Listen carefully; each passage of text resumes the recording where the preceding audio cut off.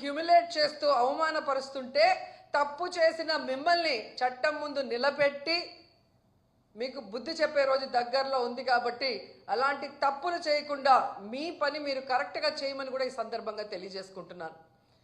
ఎందుకంటే ఏదో కిరీటం పెట్టేస్తారు చంద్రబాబు నాయుడు లోకేష్ అని చెప్పి చాలా చోట్ల పోలీసులు పెద్ద స్థాయి నుంచి కింద స్థాయి వరకు అందరూ కూడా వన్ సైడ్గా తప్పుడు సాక్ష్యాల్ని సృష్టించి తప్పుడు కేసులు పెట్టి ఏ విధంగా అరెస్ట్ చేసి పైశాచిక ఆనందం పొందుతున్నారో వాళ్ళందరినీ కూడా హెచ్చరిస్తున్నా. భవిష్యత్తులో మళ్ళీ కూటమి ప్రభుత్వం వచ్చే అవకాశం లేదు. ప్రజలు ఇప్పటికే మేల్కొన్నారు.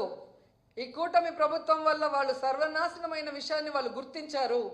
జగన్మోహన్ రెడ్డి గారి ప్రభుత్వంలో పేదలు ప్రశాంతంగా బ్రతికిన విధానం గుర్తుపెట్టుకొని మళ్ళీ జగనన్న కోసం ఎదురు చూస్తున్నారు. జగనన్న ముఖ్యమంత్రి అయిన వెంటనే తప్పు చేసిన వాడు ఎవరైనా వదిలిపెట్టేది లేదు. న్యాయస్థానం ముందు నిలబెట్టి వాళ్ళందరినీ కూడా జైలుకు పంపిస్తామని కూడా హెచ్చరిస్తున్నాం. అండ్ ఈరోజు మీరు చూస్తే ఎంత విచిత్రంగా తయారైందంటే చంద్రబాబు నాయుడు నైజం. ఆయన తప్పు చేస్తాడు, సాక్ష్యాధారాలతో సంతకం పెట్టి దొరికిపోతాడు. డొల్ల కంపెనీల్లో కంపెనీ అనేదే ఉండదు, కొత్తగా ఒకటి సృష్టించి దాంట్లో డబ్బులు ట్రాన్స్ఫర్ చేసి దాన్ని ఎలా వాళ్ళ అకౌంట్లోకి తెచ్చారో అన్నీ కూడా క్లియర్ కట్గా దొరికిపోయాయి. స్కిల్ డెవలప్మెంట్ స్కామ్లో ఈడీ కూడా కొంతమందిని అరెస్ట్ చేసింది. కొంతమంది ఆస్తుల్ని అటాచ్ చేసి అవినీతి జరిగింది అని ప్రూవ్ కూడా చేసిన తర్వాత నాకు కన్ను బాగలేదు, ముక్కు బాగలేదు, కిడ్నీ బాగలేదు, వయసు అయిపోయిందని దొంగ తిరుగుడు చెప్పి బెయిల్ తీసుకొని బయటకు వచ్చి ఏదో తాను తప్పు చేయనట్టుగా ఆ కేసుని ముందుకు నడిపించకుండా ఎలా ఆపేశాడో అందరూ చూశారు. నీకు దమ్ము ధైర్యం ఉంటే ముఖ్యమంత్రి సిబిఎన్ గారు మీకే చెప్తున్నా, స్కిల్ డెవలప్మెంట్ స్కామ్లో మీ మీద పెట్టిన కేసులో మీరు ఎలా సంతకాలు పెట్టి డబ్బును దోచుకున్నారు ఈ ప్రభుత్వంలో అనేది ఈడీ కూడా ఓకే చేసింది. దాన్ని ఎందుకు సిఐడి విచారణని ముందుకు నడవనీయకుండా ఆపేశారు? దమ్ముంటే స్కిల్ డెవలప్మెంట్ మీద మీరు విచారణ చేయించుకోండి. మీ వల్ల కాకపోతే సిబిఐకి అప్పచెప్పండి. అలాగే మీరు చూస్తే ఫైబర్ నెట్ కేసులో ఎందుకు మీరు విచారణను ఆపేశారని అడుగుతున్నా. ఈరోజు ఏదో ఆంజనేయులు గారి మీద ఒక కేసో లేదా మిథున్ రెడ్డి గారి మీద ఒక దొంగ సాక్ష్యాలతో ఒక కేసో పెట్టి భయభ్రాంతులకి గురి చేయాలంటే ఎవరు భయపడే ప్రసక్తి లేదు. ఎందుకంటే మేము తప్పు చేయలేదు కాబట్టి ఎవరికి భయపడాల్సిన అవసరం లేదు. మీరు దొంగ సాక్ష్యాలతో ఎన్ని కేసులు పెట్టినా మేము న్యాయపరంగా పోరాడి బయటికి వస్తాం. కానీ మీ మీద కేసులు విచారణ జరిగితే మీరు పర్మనెంట్గా జైలుకి వెళ్తారన్న సంగతి మీకు తెలుసు.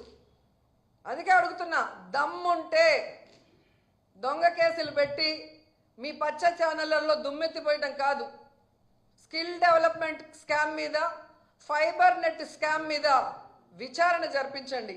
మీకు ఆ దమ్ము లేకపోతే సిబిఐకి అప్పచెప్పండి అని కూడా డిమాండ్ చేస్తున్నాం.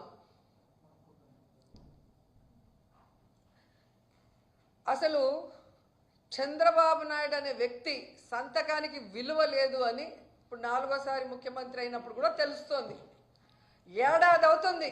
ఈ ఏడాదిలో ఆయన పెట్టిన మొదటి సంతకం ఇంతవరకు అమలైందని నేను అడుగుతున్నా. ఇంతకన్నా సిగ్గుచేటు ఇంకేమైనా ఉందా? అదే వైఎస్ఆర్ గారు కానీ జగన్ గారు కానీ ఒక సంతకం పెడితే ఆ రోజు నుంచి అమల్లోకి వస్తుంది. అది సంతకం అంటే అలా ఉండాలి. కానీ నీ సంతకం అది చిత్తు కాగితంలాగా ఎప్పుడు సంతకం పెట్టినా అది ఎప్పుడు జరిగింది లేదు. అండ్ అధికారంలోకి వచ్చిన మీరు జూన్ నుండే నిరుద్యోగ భృతి ఇస్తాము, తల్లికి వందనం ఇస్తాము, అన్నదాత సుఖీభవ ఇస్తాము, ఆడబిడ్డ నిధి ఇస్తాము, ఫ్రీ బస్ ఇస్తాము అని చెప్పారు. బాండ్లు ఇచ్చారు. ఈరోజు ఆ బాండ్లు ఎత్తుకొని గ్రామాల్లోకి మీ ఎమ్మెల్యేలు కానీ మీరు వెళ్ళే పరిస్థితి ఉందా?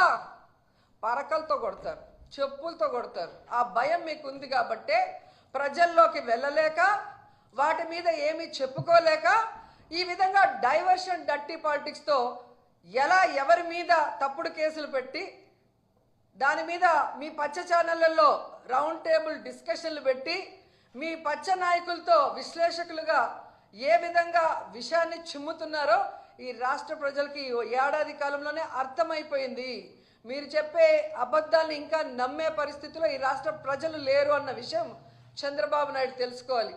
అది పక్కన పెట్టేసి సంకలు గుద్దుకుంటూ ఈరోజు అందరి మీద దాడులు చేస్తూ మాట్లాడిన అందరి మీద కేసులు పెట్టుకుంటూ పోతే ఫైనల్గా మీరు, మీ కుటుంబం, మీకు సపోర్ట్ చేసిన పోలీసులు అందరూ కూడా జైల్లో ఉంటారని కూడా అందరూ తెలుసుకోవాలి. ఎందుకంటే తప్పులతో ఒకరి మీద నింద వేసి లోపల పెట్టాలనుకుంటే హైకోర్టు, సుప్రీంకోర్టు కూడా ఒప్పుకోదు.